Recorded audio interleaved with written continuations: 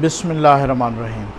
जनाब, स्टोरी मैंने एक ही शेयर करनी है, इंतहाई अहम स्टोरी है। और वो स्टोरी ये है कि कल मरियम नवाज़ साहबा की इस्लामाबाद हाई कोर्ट में पेशी थी। इस वीडियो में मैंने दो पार्ट्स करने हैं,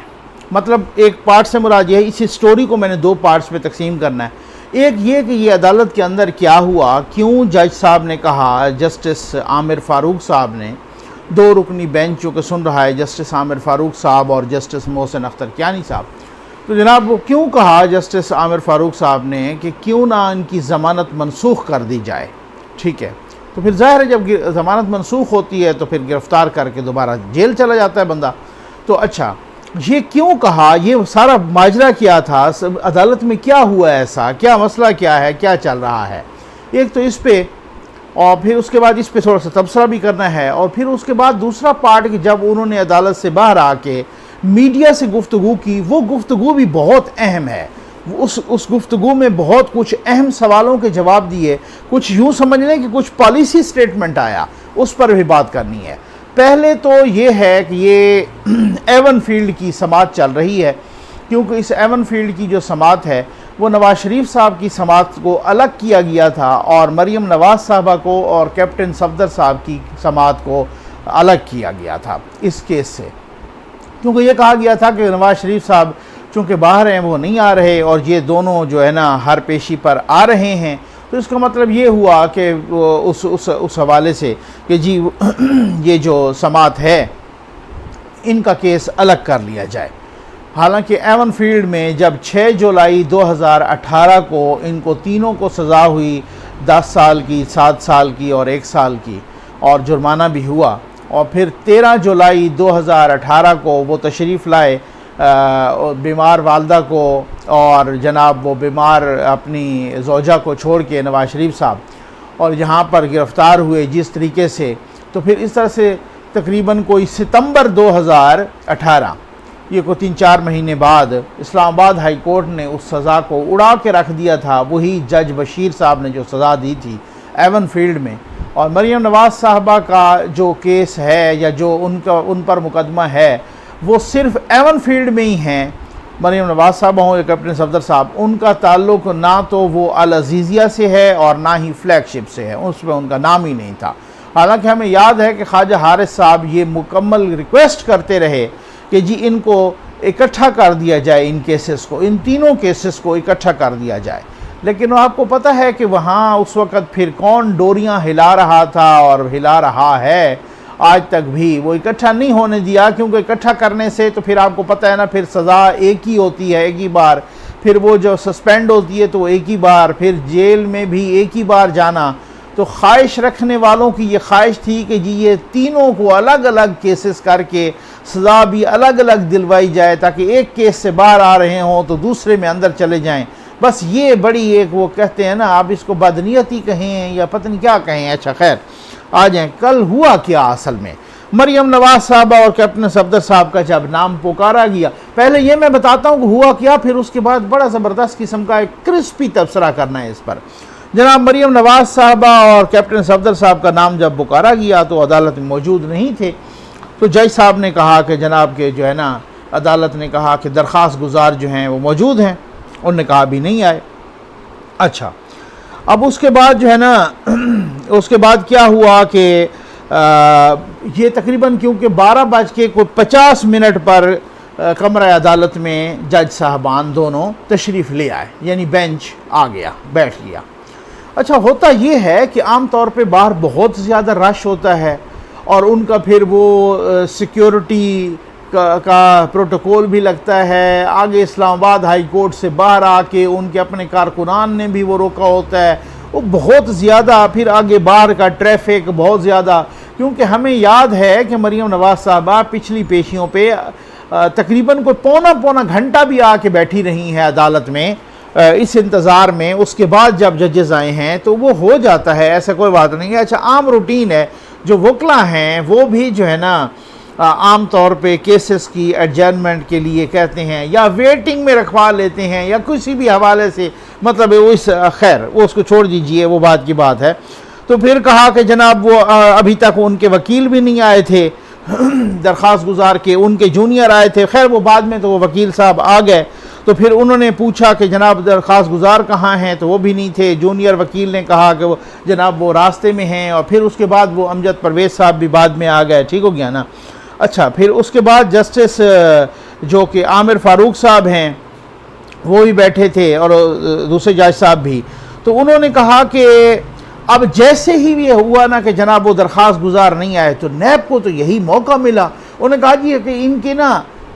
ज़मानत आप कैंसिल करें और इनको जेल भेजें, ठीक है ना, क्योंकि ये आए नहीं हैं, आप पेशी पे आए नहीं हैं, तो ये फिर मतलब ज़मानत आप कैंसिल करें। मतलब नैब और FIA की भी मुझे समझ नहीं आती कि खैर समझ तो आती है, हर किसी को समझ आती है कि जहाँ पे जहांगीर तरीन साहब का केस हो तो खुद ही पहुँच जाते हैं अदालत में, इनकी तो हमें गिरफ्तारी मतलूब ही नहीं है, ठीक हो गया ना जी। इनके तो अब आप अंदाज़ा कर लें, और भी बहुत सारी जगहों पे ऐसे ही सूरत हाल खैर वो थी। अच्छा, तो फिर उसके बाद जो है ना अदालत ने कहा कि फिर ये क्यों नहीं आए, अदम हाज़िरी पर क्या हम सख्त आर्डर ना सुना दें, कानून इस बारे में क्या कहता है, ठीक हो गया ना। अच्छा, फिर उसके बाद जनाब दरख्वास्त गुजार भी आ गए। अब नायब प्रोसिक्यूटर ने भी खैर से आग लगाने की कोशिश की कि जी इनकी ज़मानत वो जो है ना कैंसिल करके। अच्छा, इसी दौरान मरियम नवाज़ साहबा आईं, और मैंने मुतअद्दिद सहाफ़ियों से भी बात की, मुतअद्दिद लोगों से भी, उन्होंने मुझे यही कहा भाई वहाँ यकीन करें कि मरियम नवाज़ साहबा को नहीं अंदाज़ा था कि जी बेंच आके बैठ गई है जजेस, ये बताना चाहिए था, खैर उनके अपने लोगों को बताना चाहिए था कि जी। अच्छा, वो जैसे आई तो फिर उन्होंने वो उनकी जैसे एक पॉलिटिकल लीडर होता है उसमें कौन सी ऐसी, उन्होंने हाल अवाल पूछना शुरू किया,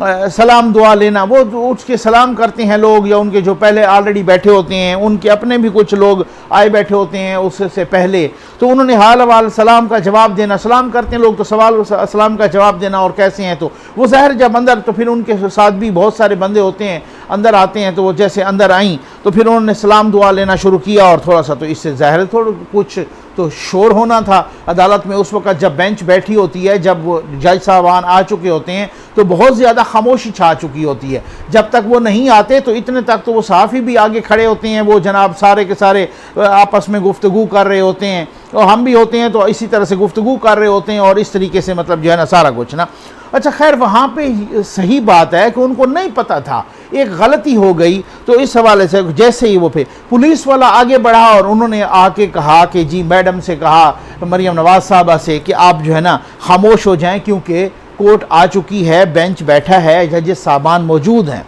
तो खैर मरियम नवाज़ साहबा बैठ गई, और उसमें मोहम्मद ज़ुबैर साहब उनके तर्जमान और अज़मा बुखारी साहबा भी ऑलरेडी मौजूद थी। तो जस्टिस आमिर फ़ारूक साहब ने जो है ना कहा कि भाई अब जो है ना बड़े वो बरहम हुए, और ने कहा कि पहले तो नहीं, लेकिन अब ये केस दोबारा समाअत के लिए मुकर्रर होगा, और आज नहीं होगा, ठीक हो गया ना। और उन्होंने कहा कि उनको ये नहीं पता कि कमरा अदालत में कैसा रवैया अख्तियार करना है, ठीक। और वो कह रहे थे कि आज खैर केस तो उन्होंने मुलतवी कर दिया, लेकिन साथ साथ ये भी कहा 8 सितंबर के लिए, साथ साथ ये भी कहा कि अब नैब की वो सुननी चाहिए कि जी मनसूखी की, पहले तो नहीं सुन रहे थे, लेकिन अब अदालत की जो नैब की इस्तदा है ना ज़मानत की मनसूखी की, वो सुननी चाहिए, ठीक है ना। ये एक बड़ा मैं समझता हूँ कि ये एक अफसोसनाक पहलू भी है, इंतहाई माज़त के साथ, और इंतहाई जो है ना कभी भी कोई भी बंदा, कोई भी लीडर, कोई भी शहरी इस तरह से तो नहीं चाहेगा कि जजेस आए हों और वो अदालत की को खुदा न खास्ता इस तरह की तौहीन करे, या खुदा न खास्ता को इस तरह की सूरत हाल हो। लेकिन मुझे कुछ माजी के कुछ मिसालें देने दीजिए, और वो मिसालें ये हैं कि वही बात हुई कि मैंने कल ट्वीट भी किया कि मैंने कहा मरियम नवाज़ साहबा भी बहुत ही मासूम हैं, कि वो अगर राव अनवार होती और वो 444 कत्ल करती, और फिर उसके बाद जो है ना वो अदालत आती और उनको बड़ा प्रोटोकॉल मिलता, उनको जजेस वाले दरवाजे से इन किया जाता, और फिर उसके बाद जनाब उनको अदालत के अंदर भी जो प्रोटोकॉल मिला वो किसने नहीं देखा, हम सब ने देखा, ठीक है ना। एक बात। दूसरी बात, काश वो फिर ये बात है कि अगर वो परवेज़ मुशर्रफ होती तो फिर वो किस तरीके से अदालतों की तौहीन करती, किस तरीके से जजेस को कैद करती, किस तरीके से जजेस को बालों से पकड़ के घसीटा जाता, किस तरीके से जनाब वो फिर जो है ना अदालत के अंदर भी अगर यही इस्लामाबाद हाई कोर्ट उन्हें सज़ा सुनाई, उस वक़्त हम इसके चश्मदीद गवाह हैं तो किस तरीके से फिर उनको रेंजर्स की निगरानी में वहाँ से भगाया गया, और किस तरीके से जनाब परवेज़ मुशर्रफ साहब ने यूं डठाई से कहा करते थे कि कॉन्स्टिट्यूशन वो क्या है, constitution is just a piece of paper to be thrown in the dustbin, कि ये जो आईन है ये तो एक कागज़ का टुकड़ा है, इसको रद्दी की टोकरी में फेंकना चाहिए। तो फिर मेरा ख्याल है शायद हो सकता है बादियों नज़र में किसी को एतराज़ ना होता, या शायद वो अगर अनवर मंसूर साहब होती, अनवर मंसूर साहब कौन साहब, जो कि कैप्टन रिटायर्ड अनवर मंसूर साहब, जो कि साबिक अटॉर्नी जनरल साहब, उन्होंने काजी फ़ाइज़ ईसा के मुकदमे में लार्जर बेंच पे इल्ज़ाम लगा दिया था जी कि आपने तो काजी फ़ाइज़ ईसा साहब की खुद मुआवनत कर रहे हैं। इस पर वो बहुत बरहम हुए थे बेंच वाले, कुछ भी नहीं किया था। शायद वो होती तो फिर भी किसी को एतराज़ ना होता। शायद मुझे याद आ रहा है, हम सबको ये भी याद है कि तुम्हें याद हो कि न याद हो, हमें याद है वो ज़रा कि ताहिरुल कादरी साहब, शायद अगर वो ताहिरुल कादरी साहब की जगह होती और जनाब जब उनको चीफ़ जस्टिस इफ्तिखार मोहम्मद चौधरी साहब ने बुलाया था, सिर्फ बुलाने के इसमें ताहिरुल कादरी साहब जनाब वो तस्वीर लेके गए थे कि जो तस्वीर से वो परवेज़ मुशर्रफ साहब से जो हल्फ ले रहे थे, तो क्या उनको ड्यूल नेशनलिटी के सिलसिले में उनको बुलाया,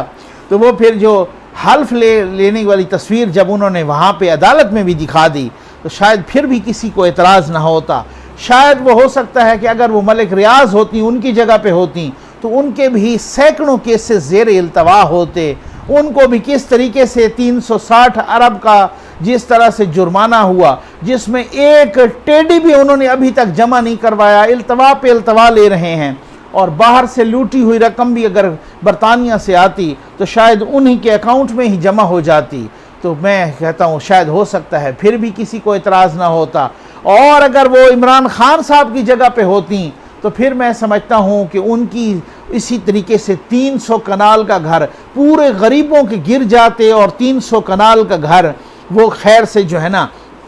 उसी तरीके से क्या हो जाता कि वो रेगुलराइज हो जाता। इमरान खान साहब को एक दफ़ा जब कोर्ट ने बुलाया था और उसके बाद उन्होंने शर्मनाक का लफ्ज़ इस्तेमाल किया था, किसी ने कोई नोटिस नहीं लिया था, मीडिया पे ये बहस छिड़ी थी और उन्होंने कहा कि ये शर्मनाक, तो उन्होंने खुद फिर इसको डिफेंड किया कि ये शर्मनाक तो ये गाली भी नहीं है। फिर उसके बाद जिस तरीके से उन्होंने इफ्तिखार चौधरी साहब की धज्जियाँ उड़ाई, जिस तरीके से उन्होंने बाकी अदालतों की धज्जियाँ उड़ाई, लेकिन वो इमरान खान साहब थे। फिर अगर वो उनकी जगह पे होती तो बादियों नज़र में हो सकता है फिर भी किसी को एतराज़ नहीं था। लेकिन अगर मैं समझता हूँ आखिरी बात कि अगर उसके बाद मैं दूसरी खबर पे आता हूँ कि हो सकता है वो अगर अलीमा बाजी की जगह पर भी होती तो फिर भी कोई बचत हो जाती, हो सकता है बादियों नज़र में किसी को एतराज़ ना होता और उनकी वो करोड़ों और अरबों की प्रॉपर्टी उसी तरीके से माशाअल्लाह लीगलाइज और रेगुलराइज कर दी जाती, चंद लाख के इवज़ या चंद करोड़ के इवज़, ठीक हो गया ना। और मेरा ख्याल है आज तक जिसको उन्होंने जमा भी नहीं करवाया, ठीक है ना, हो सकता है फिर भी किसी को एतराज़ ना होता। लेकिन ये मरीम नवाज़ थी, ये लहरों के अगेंस्ट चल रही हैं। जब आप लहरों के अगेंस्ट चलते हैं तो अदालत में फिर आप सलाम का जवाब भी अगर देते हैं तो फिर यही कुछ होता है, फिर आपकी इस तरह से ज़मानतें मनसूख होती हैं। फैसल वोडा साहब जो कि बार बार नहीं जा रहे थे, उनकी ज़मानत किसी ने मनसूख नहीं की। ये नहीं कहा कि जी ज़मानत तो छोड़ दीजिए, इनको बुला के ज़रा इनको भी जेल भेजिए, उनको ज़मानत पे तो नहीं थे, उनको कहें कि इनको भी जेल भेजिए, आते क्यों नहीं है। वो जब इलेक्शन कमीशन ऑफ पाकिस्तान में जाते तो उनके वकील कहते हमारा केस उसमें हाई कोर्ट में चल रहा है, और जब वहाँ जाते तो वो कहते कि हमारा केस उधर इलेक्शन कमीशन ऑफ पाकिस्तान में चल रहा है। आज तक 10 अरब का हर जाने का नोटिस दिया शहबाज शरीफ साहब ने इमरान खान साहब को, एक पेशी पे नहीं गए, उनके वकील भी नहीं गए, इतने बरहम हुए, उनको कितनी दफ़ा वार्निंग दे चुके हैं। यही बात है, मफरूर रहे ताहिरुल कादरी साहब भी और इमरान खान साहब भी यहीं पे 3 साल तक मफरूर रहे। इलेक्शन से पहले, चूँकि प्री प्लान मनसूबा था उनको लाने का, इलेक्शन से पहले उन्होंने जनाब बेल करवा ली जाके और अदालत से, और बेल हो गई उनकी इमरान खान साहब की, और अब आप अंदाज़ा करें 3 साल तक इसी इस्लामाबाद में मफरूर भी थे, जलसे भी करते रहे और वहाँ रैलियाँ भी करते रहे, धरने भी देते रहे, लेकिन वो आपको पता है वो मफरूर थे लेकिन मंजूर नज़र थे। ठीक हो गया ना, बल्कि मफरूर थे और बहुत सारे नूर नज़र थे कंट्रोल टावर के। इस वजह से अदालत किया और मुबैना तौर पे अदालत की मजाल किया। किसी को अगर वहाँ भी वो इस तरह का सिलसिला होता तो शायद किसी को एतराज़ ना होता, लेकिन ज़ाहिर है ये ज़ेर अताब लोग हैं। ये मरियम नवाज़ थी कि जिनके सलाम पे भी इस तरह का बिगाड़ पैदा हो गया। खैर आगे आ जाएं जनाब, और वो ये है कि मैं तो करता हूँ फैक्ट्स एंड फिगर से और दलील से बात। किसी में हो ना इस तरह कि मैं, अब ये पंजाबी का लफ्ज़ है शायद मुझे नहीं पता किस तरीके से, फिर मेरे बहुत सारे व्यूअर्स होते हैं बहुत मुझसे बहुत पढ़े लिखे हैं, तो कभी कभी ना इस तरीके का, तो वो फिर कहते हैं कि नकवी साहब आप उर्दू आपकी बहुत अच्छी है, लेकिन ये है कि आप कभी कभी किस तरह के अल्फाज बोल लेते हैं, लेकिन कभी कभी ये तड़का लगाना पड़ता है। तो बात ये है कि अगर किसी में इतनी तप्पड़ हो तो इनका रद्द दलील दे, फिर यूं ना करे कि जनाब आप तो किसी की फेवर कर रहे हैं या आप तो किसी का यूं कर रहे हैं या वो कर, नहीं, अगर दलील के आपके पास आर्गुमेंट हैं तो उनकी रद्द दलील सामने ले आएं। ये बात होती है कि अगर आप में तप्पड़ है ना इतनी, सिर्फ ऐसे ही शुरली जोड़ देना या मालिश पालिश करना वो बात नहीं है। ठीक हो गया ना, मुझ में ये सकत है और मेरी वीडियोस गवाह पड़ी हैं कि जब इनकी भी गलती होती है उसी तरह से पॉइंट आउट करता हूँ, आइंदा भी करूँगा अगर जब होगी तो। लेकिन ये है कि फिर आपको पता है। अच्छा, मरियम नवाज़ साहबा ने अदालत से बाहर आके, ये दूसरा हिस्सा, अदालत से बाहर आके जो मीडिया से गुफ्तगू की वो भी बहुत अहम है। एक तो खैर शहबाज शरीफ साहब के उस कौमी हुकूमत के बारे में वो उन्होंने बड़ा डिप्लोमेटिक जवाब दिया कि मेरा ख्याल है जहाँ तक मुझे पता है, मैंने सुनी तो नहीं, लेकिन जहाँ तक मुझे पता है तो वो जो है ना उन्होंने कौमी हुकूमत की बात नहीं की बल्कि कौमी रिकन्सिलिएशन की बात की। ठीक है ना, वो नेशनल रिकन्सिलिएशन की, कौमी वफाहमत की बात की, नेशनल कंसेंसस की बात की। उन्होंने दो लफ्ज़ इस्तेमाल किए, कंसेंसस भी और रिकन्सिलिएशन भी, खैर दोनों का मफाहमत होता है। उन्होंने इसकी बात की है, उन्होंने कहा कि जो हालात हैं तो ये मफाहमत होनी चाहिए। एक बहुत इंपॉर्टेंट बात उन्होंने, दूसरी, अच्छा मैं इंपॉर्टेंट बात बताता हूँ, दूसरी उन्होंने नवाज शरीफ साहब के बारे में, पहले वो कहा करती थी कि नवाज शरीफ साहब को जब डॉक्टर इजाज़त देंगे, क्योंकि सारी पेशियों पे पिछले पे मैं खुद भी मौजूद था, तो उसमें भी जनाब वो कहा करते हैं कि जब उनको डॉक्टर्स, कल वाली पेशी पे उन्होंने डॉक्टर्स का नहीं कहा, उन्होंने कहा जब हमारी पार्टी फैसला करेगी हम देखेंगे नवाज शरीफ साहब आएंगे। साथ ये भी कह दिया कि जो यूँ कर रहे हैं ना कि जी वो नहीं आएंगे, वो देख लेंगे वो आएंगे। तो मैंने पिछली वीडियो की थी उस पर 2-4 रोज़ पहले, उसमें आप देख लीजिए। और रोज़ के हिसाब से नवाज शरीफ साहब के साथ लंदन में मुलाकातें हो रही हैं, रोज़ के हिसाब से, और वहाँ पे वो एक्टिव हो रहे हैं। और वो मुलाकातें उनकी अपनी, एक तो 2 किस्म की हैं, एक तो मुलाकातें उनकी अपने सियासी वर्कर्स से, सपोर्टर से और मुख्तलिफ़ किस्म के अपने सियासी विंग से हैं, और बाकी मुलाकातें कुछ अहम भी हैं, वो कुछ बैरूनी भी हैं और कुछ यहाँ से अंदरूनी भी हैं, बहुत सारी अहम मुलाकातें भी हो रही हैं। खैर उस पर एक और अलग से बात करेंगे। और साथ ही उन्होंने मरियम नवाज़ साहबा ने ये भी साथ एक बहुत इम्पॉर्टेंट बात की, जैसे शहबाज शरीफ साहब ने कराची में की ना कि हुकूमत को निकाल के तमाम, उन्होंने तो खैर कौमी हुकूमत की बात की, उन्होंने भी यही कहा कि हुकूमत को निकाल के बाकी जमातों के साथ रिकन्सिलिएशन करके, बाकी जमातों के साथ एक मफाहमत करके, सब जमातों को मिल के इस हुकूमत के बग़ैर उस सवाल से। अच्छा, यहाँ पर मैं समझता हूँ कि 2 बातें हैं। एक बात तो ये है कि पीपल्स पार्टी के भी फिर दोबारा करीब आने के लगता है चांसेस हो गए हैं। अगर हो सकता है फौरी तौर पे पीडीएम में ना हो तो पार्लियामेंट के अंदर हो। ये कल मरियम नवाज़ साहबा के लहजे में मैंने पीपल्स पार्टी के बारे में भी कुछ लीनियंसी देखी है, कुछ नरमपन देखा है, ठीक है, कुछ नरमी देखी है। अच्छा, इसके साथ उन्होंने कहा कि इस हुकूमत को निकाल के,